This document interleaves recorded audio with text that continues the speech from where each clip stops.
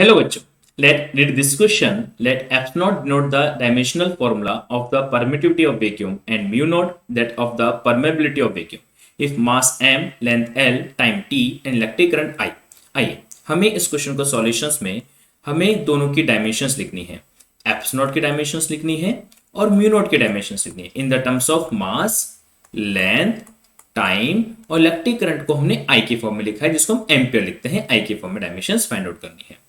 तो इनकी डायमेंशंस को फाइंड आउट करने के लिए हमें पता होना चाहिए कि हमारा एप्स नॉट क्या होता है। तो हम जानते हैं ये परमिटिविटी ऑफ वैक्यूम होता है और ये परमेबिलिटी ऑफ वैक्यूम होता है। ये मैग्नेटिक फोर्स की वजह से होता है, ये इलेक्ट्रोस्टैटिक फोर्स की वजह से होता है।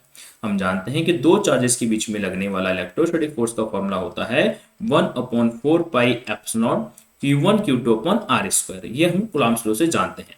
हम जानते हैं जिसका डायमेंशंस लिखना हो उसको एक तरफ, बाकी सभी टर्म्स को दूसरी तरफ ले आते हैं। तो Q1 Q2 के नीचे F अपॉन आर स्क्वायर आ गया। 4 पाई को इसलिए कंसिडर नहीं किया क्योंकि वो डायमेंशन लेस होते हैं जिनकी कोई डायमेंशंस नहीं होती है। चार्ज की डायमेंशन हम जानते हैं कि A1 होती है, A1 T1 तो ये A2 T2 हो जाएगा। फोर्स की डायमेंशन हम जानते हैं कि M1 L1 T-2 होती है तो L1 T-2, R की डायमेंशन L1 तो ये L2 हो जाएगा। तो फाइनली यहां से हम एप्स नॉट के डायमेंशंस क्या देख पा रहे हैं, वो हम देख पाते हैं कि M-1 हो जाएगी, L1 L2 एड होकर L3 तो L-3 हो जाएगा, T-2 पूरा होकर T की पावर 4 हो जाएगा। यहाँ पे एम्पियर जो है इसको मैं आई की फॉर्म में लिख रहा हूँ क्योंकि सारे ऑप्शंस करंट के आई की फॉर्म में लिए गए हैं। इलेक्ट्रिक करंट का डायमेंशंस आई बोला गया है तो एम्पियर को मैं आई लिख सकता हूँ, तो मैंने आई की पावर 2 लिख दिया। तो यहाँ से मैं देखूँ तो M-1 L-3 T4 I2 आपके पास सेकेंड ऑप्शन यहाँ पे करेक्ट हो जाता है, तो मतलब बी ऑप्शन तो करेक्ट है।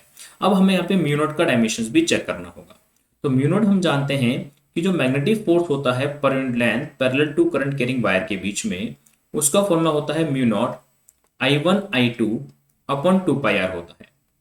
तो अगर मुझे यहाँ पे म्यू नॉट का डायमेंशन लिखना है तो जिसका डायमेंशन लिखना होता है उस सबको एक तरफ, बाकी सभी टर्म्स को दूसरी साइड ले जाया जाता है। तो यहाँ पे हम F के नीचे I1 I2 ले गए, 2 पाई एक कांस्टेंट है जिसको ले जाने की कोई जरूरत नहीं है क्योंकि ये कांस्टेंट है जिसकी कोई डायमेंशन नहीं होती है। R की डायमेंशन मीटर होगी, यहाँ पे लेंथ की डायमेंशन मीटर है, मीटर से मीटर कैंसल हो जाएंगे। तो फाइनली हम फोर्स की अगर डायमेंशन देखें तो M1 L1 T-2 होती है और करंट की डायमेंशन एम्पियर होती है, बट एम्पियर को हम आई की फॉर्म में इसलिए लिख रहे हैं क्योंकि यहाँ पे करंट के डायमेंशन को आई की फॉर्म में बोला गया है। तो M1 L1 T-2 और I-2 हमारा आंसर हो जाता है। तो फाइनली म्यू नॉट का डायमेंशन हमने क्या देखा कि म्यू नॉट का dimension M1 L1 T-2 I-2 होता है। M1 L1 T-2 I-2, C option भी करेक्ट है। मतलब इस क्वेश्चन के दोनों ऑप्शन करेक्ट होंगे, B and C. Thank you.